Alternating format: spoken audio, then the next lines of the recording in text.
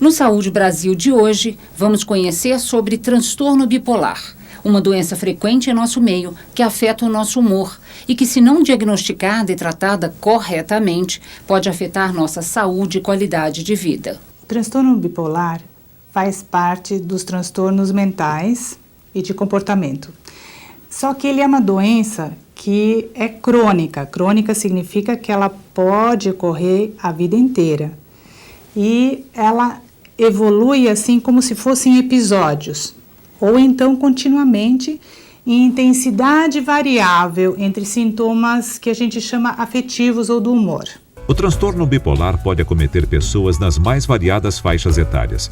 Costuma se iniciar por volta dos 18 anos, mas pode ter início inclusive na infância e na adolescência. Então, o transtorno bipolar eu fui aprendendo ao longo de muitos anos, né? Os meus primeiros sintomas de transtorno bipolar, que na época nem era entendido como depressão, eu tenho desde criança, aos 10 anos, né? O transtorno bipolar é a sexta maior causa de incapacitação, segundo a Organização Mundial da Saúde, para 2020, uma séria preocupação na saúde pública. Ele é um transtorno bastante prevalente na população, na sua forma mais grave, que nós chamamos de transtorno bipolar tipo 1, onde as pessoas têm fase de depressão e de mania, a prevalência na população em torno de 1,2%, e o transtorno bipolar tipo 2, que é uma forma mais leve, onde que a pessoa tem fases de depressão e de hipomania, ou seja, uma mania mais atenuada, em que a gente calcula que a prevalência na população seja em torno de 3%. Então, somados os dois subtipos, a gente chega numa prevalência de 4% da população. A principal causa do transtorno bipolar é o fator genético. Estudos mostram que a genética contribui em mais de 50% da vulnerabilidade para a doença. Como é uma doença de base genética, a gente pode dizer que existem grupos de risco. E o maior grupo de risco é o de familiares de pessoas que têm a doença bipolar. Então, uma criança que o pai ou a mãe tem a doença bipolar deve ser vista com cuidado pelo sistema de saúde para que ela não se exponha a agentes que nós chamamos de patógenos, ou seja, que geram a doença, então ela não tem esse tipo de exposição. Mas a questão genética não é o único foco de atenção. Outros fatores são fatores ambientais, desde abuso de droga, abuso de álcool, até fatores psicológicos. Nós sabemos que muitas vezes o primeiro episódio de depressão e de mania, ele é desencadeado, ele ocorre numa fase de desemprego, de perda de um parente, de alguém importante, de um forte estresse emocional, de certos traumas psicológicos. Quer dizer, existem fatores que podem desencadear a doença numa pessoa geneticamente vulnerável. Teve a gente chama de fator estressor aí, que foi uma gestação mal sucedida, né? E depois dessa perda, né, eu não conseguia mais me levantar, no sentido de equilíbrio, né, equilíbrio mental. Eu não conseguia, havia dias assim que eu ficava muitíssimo deprimida, depois, lógico, vem o pico, né, e eu não tinha mais estabilidade. As características do transtorno bipolar são complexas.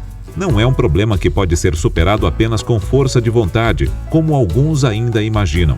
É uma doença que deve ser tratada como tal. Cumpre lembrar que o transtorno bipolar, assim como as suas consequências comportamentais, não podem ser atribuídas jamais a uma falha de caráter, a uma falha moral. Elas são, sim, a expressão de um transtorno biológico que se manifesta no plano do comportamento. Vamos conhecer um pouco mais sobre a observação dos sintomas que podem servir como sinal de alerta. O transtorno bipolar, ele designa a alternância na mesma pessoa de estados de normalidade do humor com estados de exaltação, de elação do humor, onde a pessoa se mostra excessivamente eufórica, falante, podendo passar, de repente, para a raiva, agressividade. No transtorno bipolar, de um lado, a depressão. Saiba como reconhecê-la. Então, por exemplo, quando a pessoa está deprimida, existem alguns sintomas que são fundamentais. Ela tem uma baixa de energia ou de ânimo. Ela tem 2, um humor para baixo ou uma diminuição do interesse, da motivação por fazer as coisas. E 3, ela tem uma diminuição da capacidade de sentir prazer e alegria. Então, as coisas não têm a mesma graça como antes. 4, ela precisa ter ou não lentidão de processos psíquicos. Significa que o raciocínio fica mais difícil, fica mais lento, cai a concentração e cai a memorização. Posso nem dizer assim, com a minha mulher, com os meus filhos e tal, porque isso vem desde sempre. Quando eu era garoto, eu era visto como um sujeito meio estranho, porque eu ficava triste, ficava introspectivo, né? A pessoa também pode apresentar dificuldade de organização e planejamento, e independe da história de vida, do tipo de infância que teve ou se está passando por algum problema familiar ou no trabalho. Se a sua depressão for um pouquinho mais séria, aí já começa a afetar o conteúdo dos sentimentos e dos pensamentos. Eles ficam enviesados para o negativo. Da seguinte maneira, você piora a realidade, ela fica como se distorcida para o negativo. Você aumenta ou cria problemas. Se o transtorno bipolar não for tratado, os estudos mostram que as pessoas morrem por suicídio ou se suicidam em até 19% dos casos. Para você ter uma ideia do que isso significa, isso é 30 vezes maior do que o índice de suicídio na população geral. Ou seja, é a doença psiquiátrica mais associada à mortalidade por suicídio. Na fase de depressão, que não é simplesmente uma tristeza comum, o indivíduo também pode ter sintomas físicos como alterações no apetite e no peso, dores, insônia, entre outros. Agora vamos conhecer melhor as características da mania no transtorno bipolar, quando o estado de humor pode estar elevado, apresentando uma alegria contagiante ou uma irritação agressiva. Então o humor está expansivo, está elevado, está eufórico, existe um aumento da capacidade de sentir prazer e busca de atividades prazerosas, existe uma insônia, porém uma diminuição da necessidade do sono. Não uma insônia como o depressivo que não consegue dormir e sente muita falta do sono. Existe alteração na atividade. A pessoa com hipomania e mania, principalmente, ela é extremamente hiperativa. Tem muitas atividades, começa muitas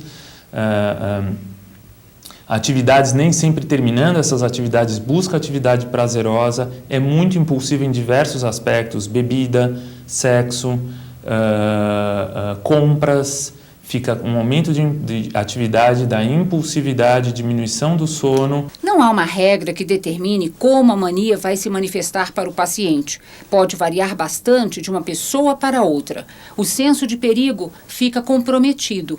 Pode haver risco para a integridade física ou patrimonial. Ou seja, a pessoa pode, por exemplo, gastar mais do que devia ou do que tem. A gente gasta bastante. Quando está em euforia, tem várias características de euforia, né? Em mim, a predominância era gastos mesmo. Gasto, não era um sapato, era um sapato, mas de todas as cores da loja, né? É uma coisa assim, chegar em casa com o porta-mala cheio e começar a dar sapato para todo mundo, porque a graça era o comprar, era o gastar ali na hora, né? E sempre assim, bijuteria, sapato, bolsa, tudo que você imaginasse eu fazia. A pessoa com transtorno bipolar não tratada pode evoluir e ir somando grandes prejuízos. Vai perdendo amizades pelo caminho. Pode, como dizem os pacientes, ir de uma condição de eu te amo para outra, eu te odeio, em pouco tempo, gerando muita insegurança nas relações. Olha, acho que quem ama não mata mesmo, né? É complicado, porque além dos gastos, né, que assim, é um complemento dessa coisa, ele sofreu muito, sim, porque problemas com família, né, que a gente fica com um temperamento difícil mesmo, né, e a gente não consegue ir no almoço de domingo sem fazer um escândalo. No escândalo a gente perde, né, a educação mesmo, né? Eu viajava às vezes, queria voltar, cismava com alguma coisa, né? Então era horrível, ele falava, porque assim ele não sabia com que Beth ele ia encontrar à noite. Por exemplo, ele saía de manhã, será que qual Beth que iria recebê-lo à noite quando ele voltar?